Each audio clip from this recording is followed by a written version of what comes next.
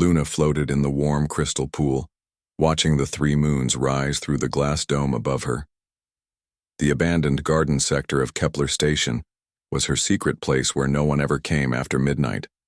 Her long silver hair spread around her, like a web of starlight as she relaxed in the healing waters that came from the planet below. Her two pet dragons played above the pool, diving and spinning through the air. Ember was the size of a large cat with scales that glowed like hot coals, while Frost was slightly smaller with scales that sparkled like ice crystals. They had been with her for 50 years since she found them as eggs on a dead world during her first solo mission. Both dragons could sense her emotions, and right now, they felt her peace. The elf woman stretched her arms, feeling the water flow over her bare skin. She had left her captain uniform folded neatly on a bench near the entrance, along with her weapons and communication devices. This was her time to be, free from the responsibilities of being the only elf on a station full of different alien species. She closed her eyes and let herself sink deeper until only her face remained above water. A sound made her eyes snap open. The door to the garden dome was sliding open with a soft hiss. Ember and Frost immediately stopped playing and turned toward the entrance, their bodies tense and ready. Luna stayed very still in the water, hoping whoever it was would leave quickly without noticing her. Two tall figures stepped through the doorway and Luna recognized them immediately. The twins Zack and Zane were new ambassadors from the Altarian system who had arrived just 3 days ago. They were humanoid but stood 7 feet tall with skin that could change colors based on their emotions. Both had 4 eyes arranged in pairs and long fingers that ended in small suction cups. The twins were talking to each other in their musical language, not yet aware of her presence. Luna watched them move further into the garden, their heads turning as they examined the exotic plants that grew along the paths. They seemed fascinated by everything touching leaves and smelling flowers with childlike curiosity. She hoped they would explore the other side of the dome and leave without ever knowing she was there. But Frost had other ideas. The ice dragon let out a small chirp of warning, causing both twins to spin around. Their 8 eyes widened as they saw the dragons hovering over the pool, and then their gaze dropped to the water where Luna floated. The moonlight illuminated her clearly, leaving no doubt about her state of undress. The twins froze completely, their skin rapidly shifting from pale blue to deep crimson. Zack made a strangled sound in his throat while Zane took a step backward, bumping into his brother. Neither of them looked away, their eyes locked on her face with an intensity that made Luna uncomfortable. She sank lower in the water, but there was nowhere to hide. Ember swooped down, landing on the edge of the pool between Luna and the twins. The dragon spread her wings wide and released a small puff of smoke, a clear warning to stay back. Frost joined her sister, creating a living wall of scales and wings. Luna appreciated their protection, but she knew she needed to take control of the situation.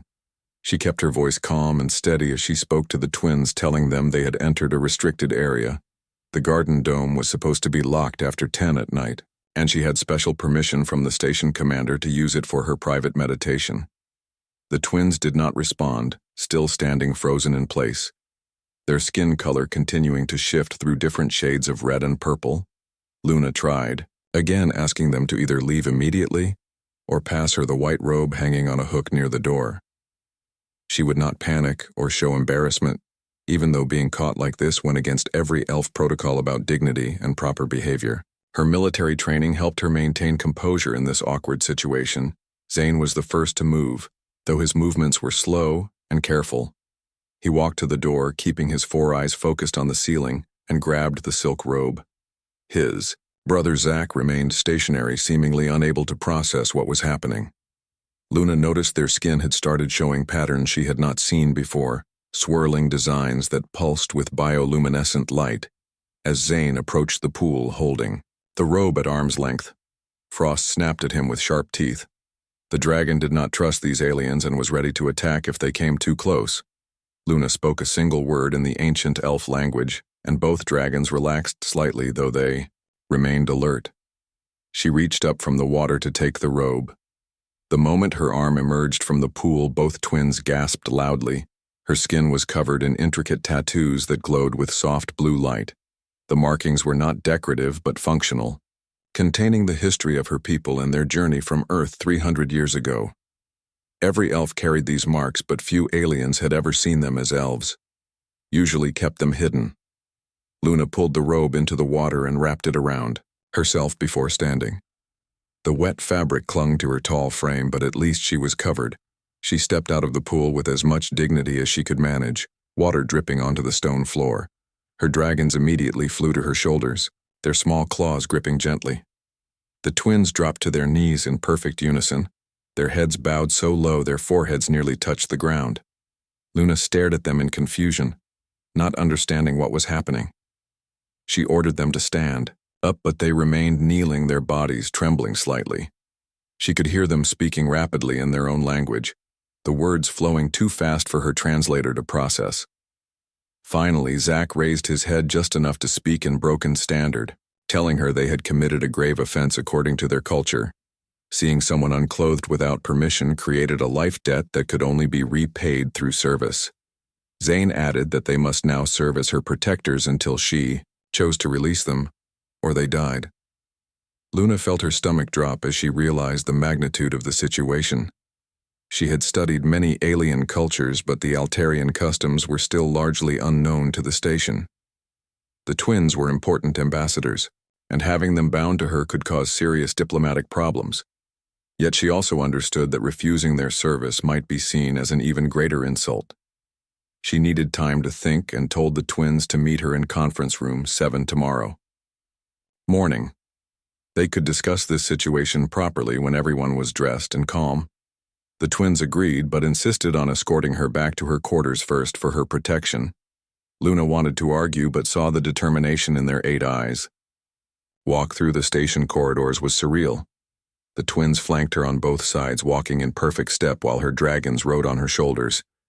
Anyone who saw them quickly moved aside, sensing something significant had changed.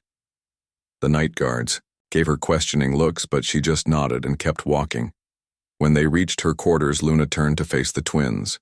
Their skin had finally returned to its normal pale blue color, but she could still see traces of the glowing patterns under the surface. She told them to return to their own quarters and get some rest, but they shook their heads. Zack explained they would stand guard outside her door through the night.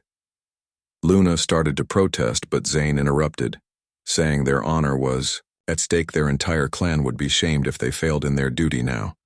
She recognized the deep cultural importance of what they were saying and decided not to fight it. She entered her quarters, leaving the twins standing at attention in the corridor inside her room. Luna sat on her bed with Ember and Frost curled up beside her. She touched the glowing marks on her arms, thinking about how one midnight swim had changed everything. The twins, who didn't mean to see her naked but never looked away, were now bound to her by their own customs. She had no idea how to handle this situation, but she knew tomorrow would bring new challenges. Through her door, she could hear the twins speaking softly to each other in their musical language. They would stand there all night, protecting her from threats that did not exist because their culture demanded it. Luna closed her eyes and tried to sleep, knowing that her simple life on Kepler Station had just become much more complicated. The next morning, Luna woke to find the twins still standing outside her door. They had not moved from their positions all night, and their skin showed signs of fatigue with a grayish tint, replacing their normal blue. She felt guilty seeing them like this and immediately invited them inside for breakfast. They tried to refuse, saying protectors should not eat with those they guard, but she insisted. Her quarters were larger than most on the station, with a small kitchen and living area. Ember and Frost were already awake, perched on their favorite spot near the window that looked out at the stars. The dragons watched the twins carefully as they entered, still not fully trusting these strange aliens who had appeared so suddenly in their lives. Luna prepared a simple meal while the twins sat stiffly on her couch. They looked exhausted but would not admit it. She set plates of food in front of them, explaining that she did not know what Altarians ate but hoped the station standard nutrients would work. Zack carefully tested a small bite, then nodded to his brother that it was safe. As they ate, Luna studied them more closely. The twins were perfectly identical except for small markings behind their ears. Zack had purple symbols, while Zane had green ones. Their 4 eyes could move independently, allowing them to watch multiple things at once. Right now, All 8 eyes kept returning to her even as they tried to be respectful. She asked them about their home world while they, had hoping to understand their culture better. Zane explained that Altarian society was built on complex honor codes and life debts. Seeing someone unclothed created an intimate bond that could not be broken without severe consequences. Their entire family would be exiled if they abandoned their duty to her. Luna felt the weight of responsibility settling on her shoulders. She had not asked for this, but she could not destroy their lives either. She proposed a compromise, saying they could serve as her guards for 1 lunar cycle, which was 30 station days.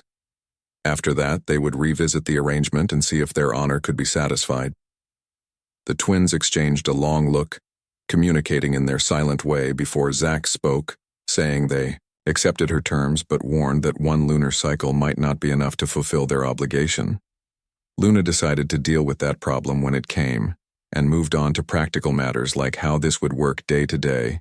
She explained her duties on the station as a diplomatic liaison and combat instructor. The twins would need to accompany her to various meetings and training sessions, but they had to be discreet about why they were following her. The last thing she needed was for other species to think she had bodyguards because of some threat. Over the following days, they developed a routine. The twins learned to work around her schedule, standing guard during her meetings and training sessions. They were surprisingly adaptable, quickly figuring out when to be visible and when to fade into the background. Other station personnel noticed, but most were too polite to ask questions directly.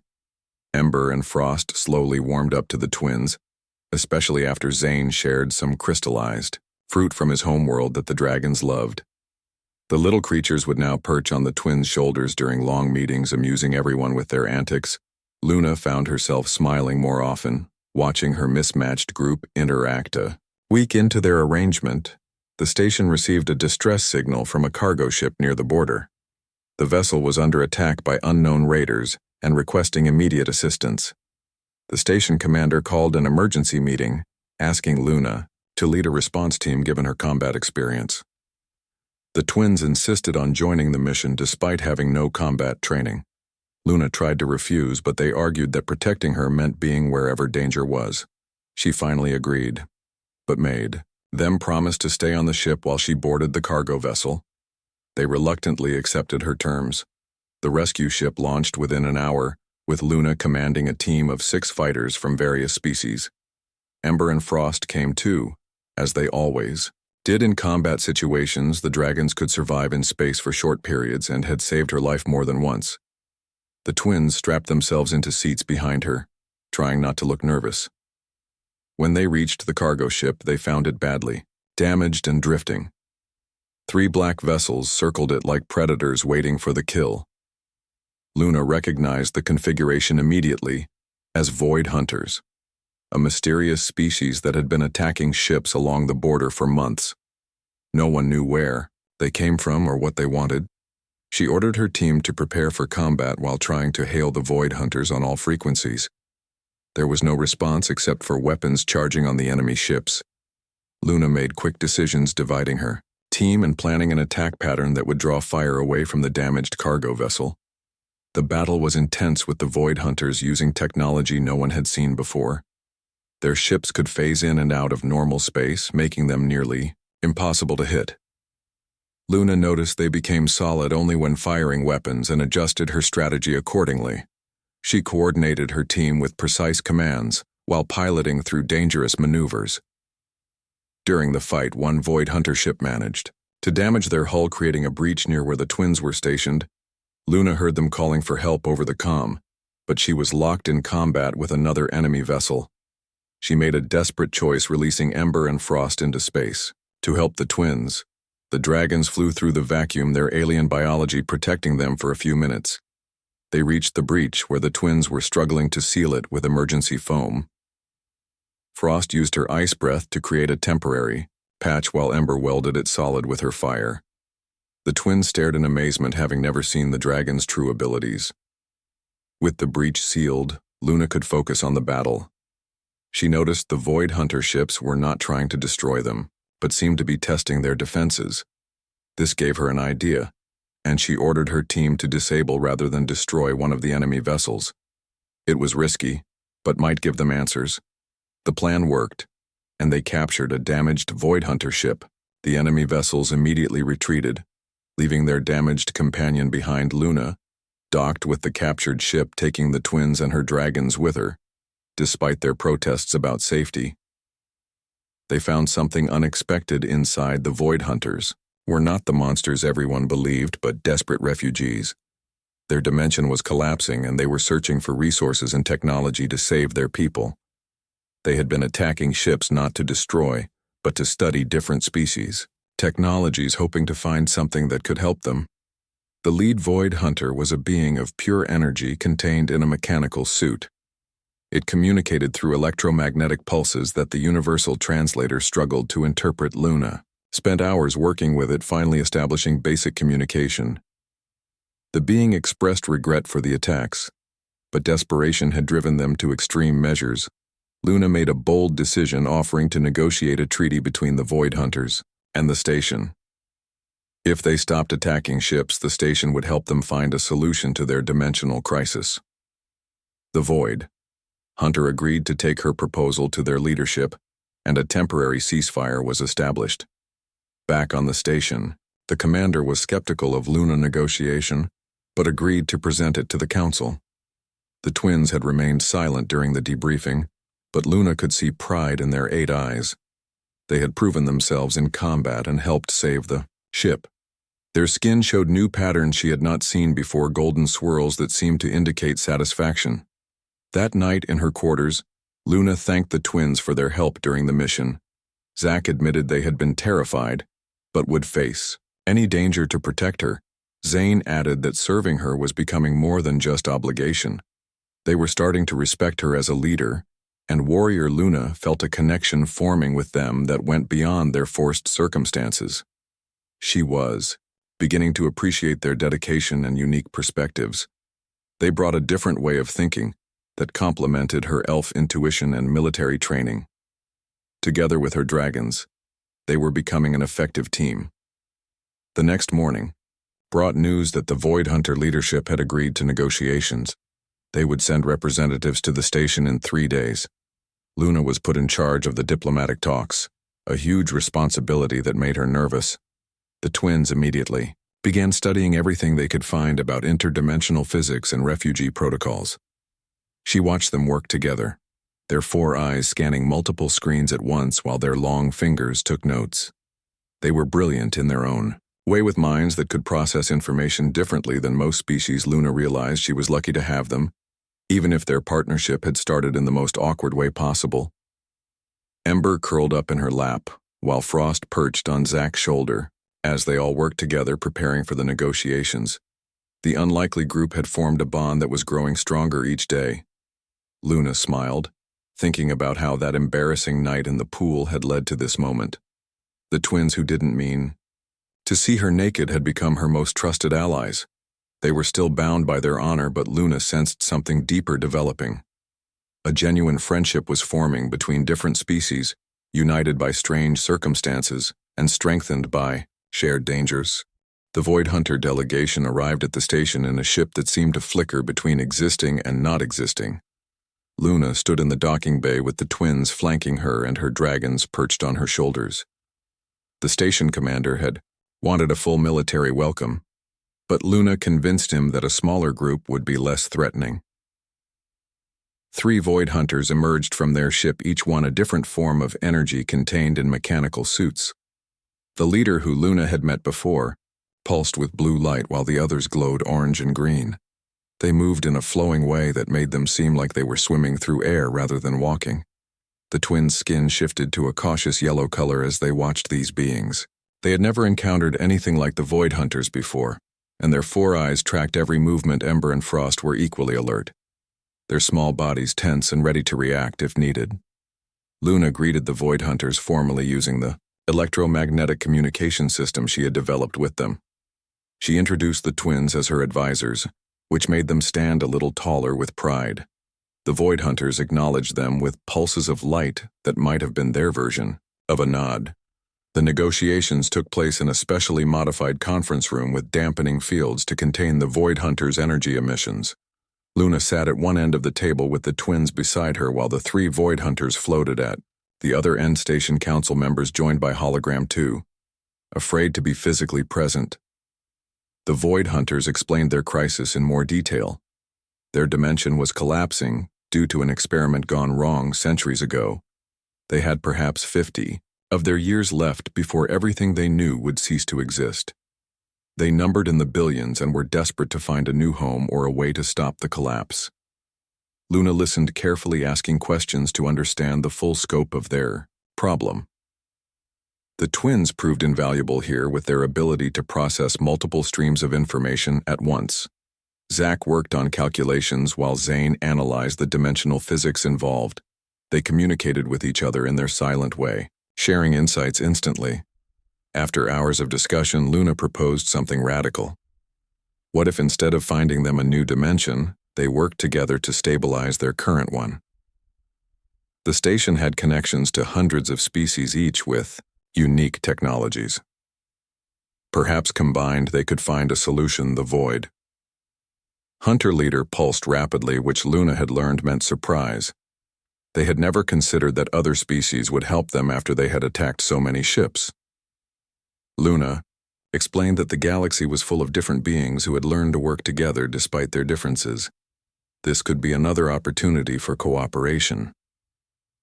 The station council was hesitant, but Luna pushed forward. She suggested a trial period where the Void Hunters would share their phasing technology, while the station coordinated research efforts from multiple species. If they could show progress in 3 months, the arrangement would become permanent. During a break in negotiations, Luna walked with the twins to the observation deck. They needed a moment away from the intensity of the discussions. Ember and Frost flew around the large space, stretching their wings after sitting still for so long. The twins stood beside her, looking out at the stars. Zane spoke first, saying he was amazed by her ability to find common ground with such alien beings. Zach added that most species would have responded to the Void Hunter attacks with war, not diplomacy. Luna explained that elves had long memories and had seen too many conflicts that could have been avoided with understanding. She told them about Earth centuries ago when her people had revealed themselves to humans. It had not gone well at first, with fear and violence on both sides, but eventually understanding grew, and elves had helped humanity reach the stars in exchange for sharing the journey. Sometimes the biggest threats became the strongest allies. The twins absorbed this wisdom, their skin shifting to a thoughtful, fiery purple. They asked her about elf culture, and she found herself sharing stories she had not told anyone in years, about the great trees they had lived in before cities took over, about the magic that was really just advanced bioengineering, about the choice to leave Earth when it became too crowded. As she talked, Luna realized how lonely she had been as the only elf on the station. The twins listened with genuine interest, asking questions that showed they wanted to understand not just her role, but her as a person. Ember curled up in Zach's lap while Frost perched on Zane's shoulder, completing the sense of companionship. They returned to find the negotiations at a standstill. The council wanted guarantees that the Void Hunters would never attack again, while the Void Hunters needed immediate help to prevent more deaths in their collapsing dimension. Neither side would budge, and tensions were rising. Luna made another bold choice. She offered herself as a liaison to live among the Void Hunters for 1 month to learn their technology and ensure the peace. She would bring back knowledge that could help save them, while also serving as a hostage to guarantee their good behavior. Everyone objected at once. The council said it was too dangerous. The Void Hunters said their dimension would kill her. The twins absolutely refused to let her go without them, their skin flashing angry red as they stood up to protest. Her dragons hissed at anyone who came too close, but Luna held firm, explaining that someone had to take the first risk to build trust. She had survived in space with her dragons. She had adapted to living among hundreds of alien species. She could handle 1 month in a collapsing dimension if it meant saving billions of lives and preventing a war. The Void Hunter leader pulsed slowly, considering her offer. Finally it agreed, but with conditions. She could bring her companions for protection, and they would provide a special suit to protect her from their dimension radiation. The council reluctantly agreed, seeing no other way forward. 3 days later, Luna stood in the Void Hunter ship preparing to cross into their dimension. The twins were with her, wearing modified suits that would protect them. Their skin showed swirls of determination mixed with fear. Ember and Frost were in special containers that would maintain a Earth-normal environment for them. The transition between dimensions was unlike anything Luna had experienced. It felt like being turned inside out while also stretched across infinity. When it ended, they were in a place that defied description.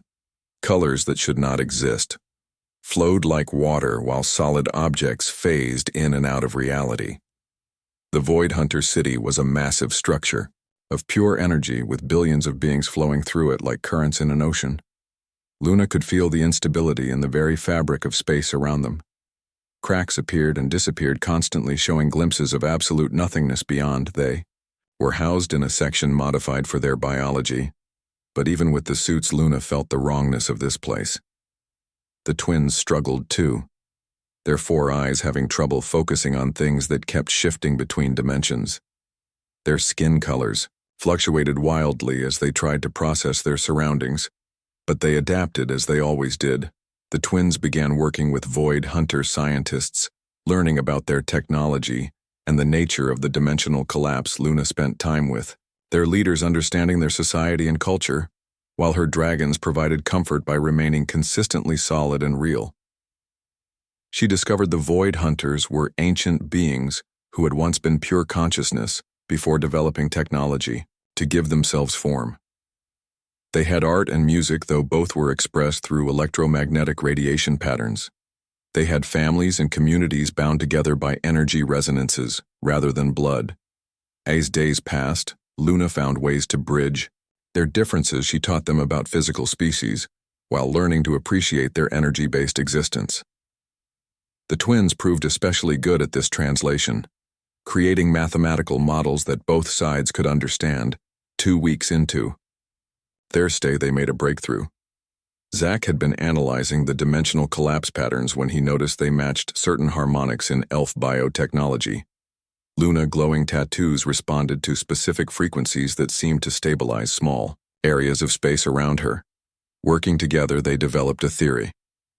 The elf markings were designed to maintain biological stability across dimensions, something her ancestors had built in without fully understanding it. If they could replicate this on a massive scale, they might be able to stop or slow the collapse. The Void Hunters were skeptical but desperate enough to try. Luna volunteered to be studied, allowing them to scan her tattoos in detail. The process was exhausting, but she endured it, knowing billions of lives were at stake. The twins never left her side, providing support and ensuring the Void Hunters did not push too hard. By the end of the month, they had a prototype device based on elf biotechnology and Void Hunter energy manipulation. It could stabilize a small area of their dimension for a few hours. Not a solution yet, but proof the concept could work. With more resources and knowledge from other species, they could scale it up. The return to normal space was a relief. For everyone, Luna had never appreciated solid matter so much. The twin skin returned to normal colors and they practically collapsed with exhaustion. Ember and Frost flew around wildly, happy to be free from their containers. The success with the Void Hunters changed everything for Luna and her unusual team. Over the next weeks, they were assigned to more diplomatic missions.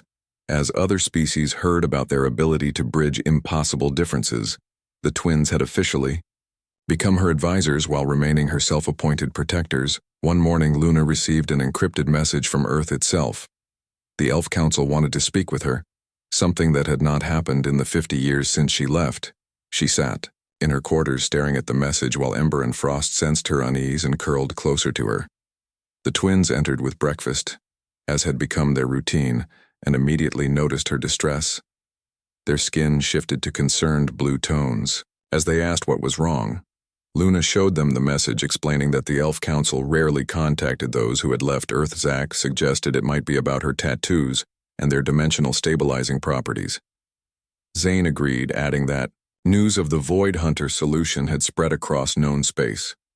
The elves might want to understand how their ancient markings had saved an entire species. The call was scheduled for that evening. Luna spent the day nervous and distracted. The twins stayed close offering silent support while her dragons never left her shoulders. When the time came, they stood behind her as the holographic projection connected to Earth. 3 ancient elves appeared in the projection, their faces showing centuries of wisdom. They spoke in the old language at first but switched to standard when they noticed the twins. Luna had not seen other elves in so long that tears formed in her eyes, though she tried to hide them. The council elders explained they had been monitoring her work with great interest. The dimensional stabilizing properties of their markings had been a closely guarded secret even among elves. They were concerned about this knowledge spreading, but also proud that she had used it to save lives. They asked her directly if she intended to return to Earth now that her importance was recognized. Luna glanced back at the twins and her dragons before answering. She said her home was here now among the stars with beings who had become her family. The twins' skin flickered with golden patterns at her words. The eldest council member smiled, saying they had expected this answer. They had called not to summon her back, but to offer her something unprecedented. They wanted to share more elf knowledge with other species through her as an official ambassador of their people. This was huge, as elves had always been secretive about their technology and culture. Luna would have access to archives and scientific knowledge that had been hidden. For millennia, she could share what would help other species while protecting what needed to remain secret before ending the call. The eldest looked at the twins and spoke directly to them, saying they honored their dedication to Luna. Protection. The twins bowed deeply, their skin glowing with pride. To be acknowledged by the Elf Council was an incredible honor after the call ended. Luna sat in stunned silence, while the twins celebrated quietly. Zane said this would change everything for the station and the galaxy. Zack added that she was now perhaps the most important diplomat in known space, bridging not just species but ancient knowledge with modern needs. Over the following days, packages began arriving from Earth through quantum transport. Ancient texts and devices that had not been seen outside elf territories for centuries. Luna worked with the twins to catalog and understand each item, while being careful about what knowledge to share. One device particularly interested them. It was a small crystal that could create stable pockets of altered space-time. The twins realized this could be scaled up to create safe zones in hostile environments like the Void Hunter dimension, or even more exotic locations.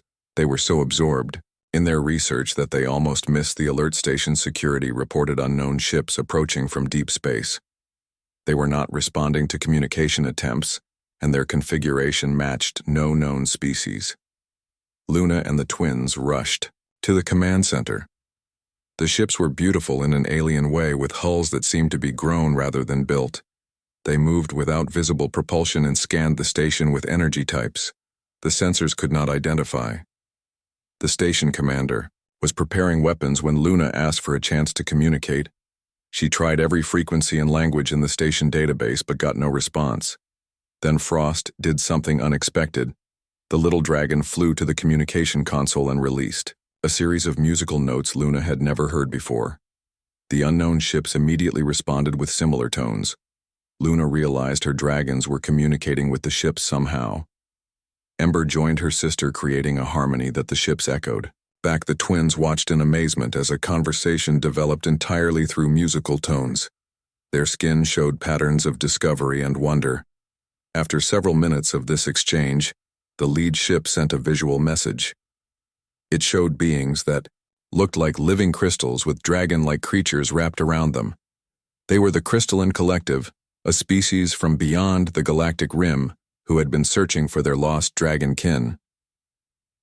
Luna dragons were not from the dead world where she found them, but were descendants of creatures that had traveled with the Crystalline Collective eons ago. The dragons had been ambassadors, helping different species communicate through emotional resonance and harmonic frequencies. The Crystalline Collective had come because they detected their lost dragons and wanted to reunite with them.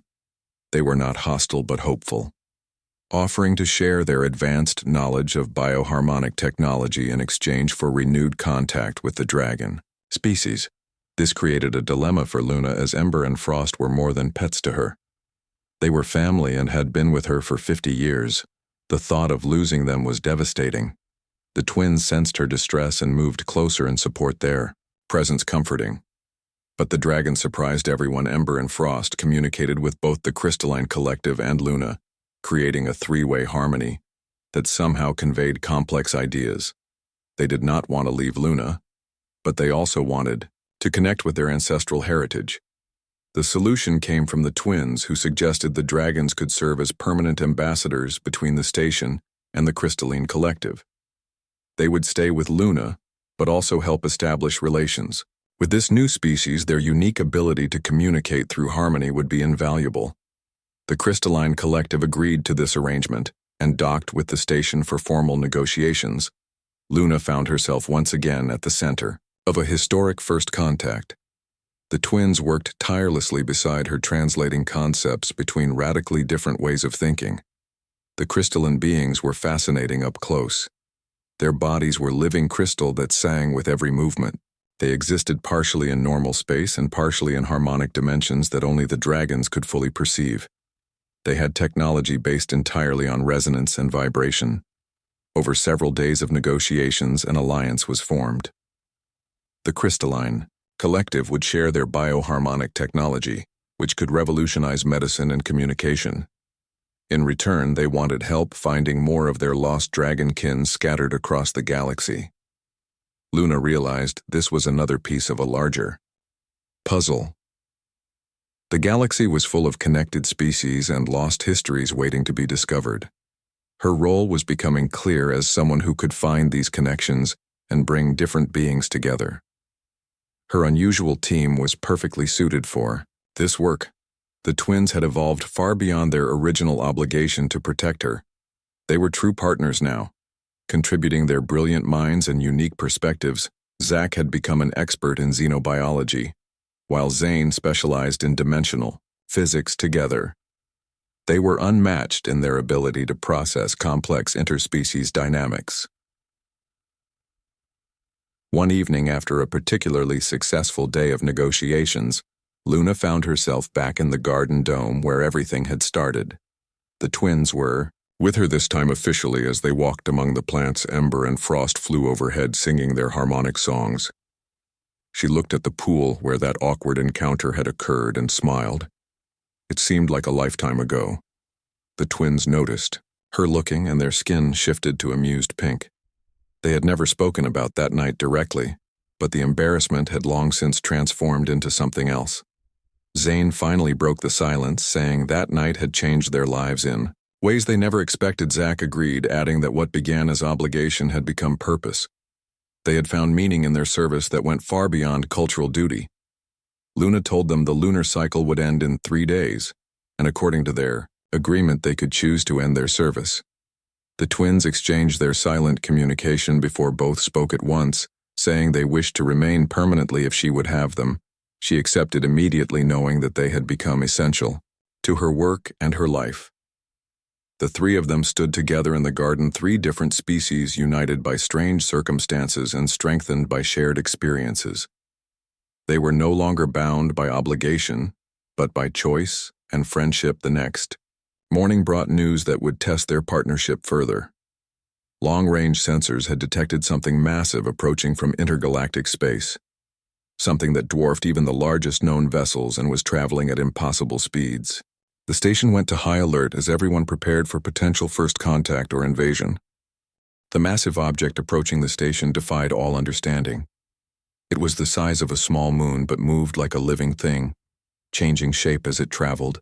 The station had mobilized every defensive system while Luna team worked frantically to establish communication. The Crystalline Collective revealed they had legends about something called the Architect, a being that supposedly created the first dragons and seeded life across multiple galaxies. They believed this approaching entity might be related, but their information was thousands of years old. Luna stood in the command center with the twins, studying every piece of data they could gather. Their partnership had evolved to the point where they barely needed to speak, understanding each other through small gestures and expressions. Ember and Frost remained unusually quiet, perched on her shoulders. 3 days before arrival, the object began transmitting, but not in any electromagnetic spectrum. It was sending gravitational waves in patterns that formed a kind of language. The twins immediately began working to decode it, their four eyes moving independently as they processed multiple data streams. Zack made the breakthrough, recognizing that the patterns matched the harmonic frequencies the dragons used but expressed through space-time itself. When they played the gravitational waves as sound, Ember and Frost responded immediately, singing back in complex harmonies. The conversation that developed was beyond words. The dragons were somehow downloading information directly from the approaching entity. They trembled with the effort while Luna held them steady, feeling their small hearts racing. The twins monitored their life signs, ready to intervene if needed. After an hour, the dragons collapsed, exhausted but alive. Luna cradled them while they recovered slowly, sharing what they had learned through emotional impressions and fragmented images. The entity was indeed the architect, a collective consciousness older than most galaxies. It had been traveling between galactic clusters for eons, seeding life and checking on its previous creations. The dragons were one of its earliest designs, meant to be bridges between different forms of consciousness. It had detected Ember and Frost and came to see how its creation had evolved, but there was more. The architect had monitored the recent events with the Void Hunters and Crystalline Collective. It was impressed by how different species had come together to solve problems. It wanted to observe this cooperation directly and possibly share knowledge that could help younger civilizations. The Station Council was terrified of something so powerful, but Luna argued for peaceful contact. She reminded them that every species they had feared at first had become allies. The twins supported her, adding that the architect had not come this far to destroy, but to understand. When the architect arrived, it did not dock or transport anyone aboard. Instead, it extended a field that somehow brought consciousness into a shared space. Luna found herself standing in a place that was not physical, alongside the twins, her dragons and representatives from every species on the station. The architect appeared to each being differently. To Luna, it looked like a giant tree made of stars with branches reaching across dimensions. To the twins, it was a geometric pattern of impossible complexity that their four eyes could barely process. To the Void Hunters, it was pure, organized energy. It spoke without words, conveying concepts directly into their minds. It had watched civilizations rise and fall for billions of years. Most destroyed themselves through conflict or isolation. But here it saw something different. Species, working together despite vast differences, bridging gaps through understanding rather than force. The architect focused on Luna, recognizing the elf markings as a technology it had inspired long ago on Earth. It was pleased to see how the knowledge had evolved and been used to save others. It showed her visions of other worlds where similar cooperation had led to incredible achievements. It offered them a choice. It could share knowledge that would advance their civilizations by millennia, but only if they could prove they would use it wisely. The test would be to solve a problem together, using each species' unique abilities without any guidance from the architect. The challenge appeared as a sphere of twisted space-time that threatened to collapse into a black hole. They had one station day to stabilize it, or it would consume itself harmlessly, but they would lose the opportunity for the architect knowledge back in normal space. The various species representatives gathered in the largest conference room. Luna took charge, organizing teams based on abilities rather than species. The twins coordinated information flow between groups, their ability to process multiple streams proving invaluable. The Void Hunters worked on understanding the energy patterns, while the Crystalline Collective analyzed the harmonic resonances. The station scientists from dozens species contributed their expertise. Ember and Frost flew between groups, somehow helping translate concepts that had no words. Luna noticed that her elf tattoos were reacting to the sphere, glowing brighter when certain approaches were tried. She worked with the twins to map these reactions, creating a guide for what might work. They discovered the solution required perfect synchronization of different technologies. The breakthrough came when Zane suggested they stop trying to impose their will on the sphere and instead work with its natural patterns. Like the dragons communicated through harmony, they needed to find the sphere resonance and gently guide it to stability rather than force it. Every species contributed something essential. The Void Hunters provided phase-shifting technology, To access the sphere core, the crystalline collective created harmonic stabilizers. The station. Engineers built the framework to hold everything together. Luna tattoos served as a template for the stabilization pattern. With only minutes remaining, they activated their combined solution. The sphere resisted at first, fluctuating wildly. But then, the dragons began singing, joined by the crystalline collective harmonics. The resonance spread through the entire station as different species added their own contributions. The sphere stabilized, transforming into a perfect crystal that contained a miniature galaxy. The architect returned to the shared consciousness space, expressing something that might have been approval or joy. It had not expected them to succeed so quickly or elegantly. As promised, it shared knowledge, but not as data or technology. Instead, it gave each species a gift suited to their nature. The Void Hunters received understanding of how to permanently stabilize their dimension. The crystalline collective learned the location of all their lost dragon kin. The elves, through Luna, were given the complete history of their markings and how to use them to their full potential.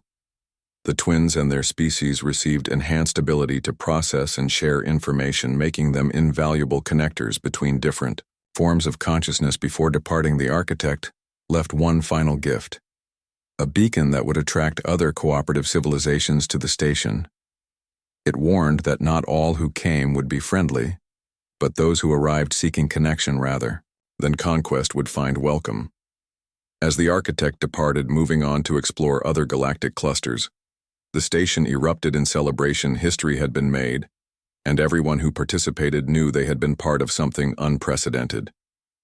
Luna found herself surrounded by beings from every species, all expressing gratitude. The twins stood beside her, their skin showing every color they were capable of in a beautiful display of emotion. They had come so far from that awkward night in the garden, from obligation to partnership to something even deeper. They were family now in every way that mattered. In the months that followed, the station became the center of a new kind of galactic community. Ships arrived following the beacon, bringing species never before encountered Luna, and her team were at the forefront of every first contact, using their unique combination of abilities. The Void Hunters established an embassy, sharing their dimensional technology freely. The Crystalline Collective helped establish a network of dragon ambassadors across known space. The Elf Council sent more representatives to share carefully selected knowledge. Luna Quarters became an informal meeting place where different species gathered to solve problems and share ideas. The twins were always there, processing information and finding connections others missed. Ember and Frost had become symbols of unity, their harmonic songs opening doors between civilizations. 1 year after the architect visit, Luna stood again in the garden dome, but this time she was not alone. The pool was surrounded by beings from dozens of species, all there for a celebration. The twins had suggested commemorating the anniversary of when their partnership began. As the 3 moons rose overhead, Luna thought about how much had changed. That embarrassing encounter had set in motion events that reshaped the galaxy. The twins, who didn't mean to see her naked but never looked away, had become her closest companions and trusted partners. Zach raised a glass of something that glowed softly and made a toast in multiple languages to unexpected beginnings and chosen families. Zane added his own words about how the greatest connections often came from the most awkward moments. Everyone laughed, including species that expressed amusement in very different ways. Luna looked around at the gathered beings, all so different yet working together, and felt a deep satisfaction. Her dragons sang from above, weaving melodies that everyone could understand in their own way. The twins stood beside her, their skin golden with contentment.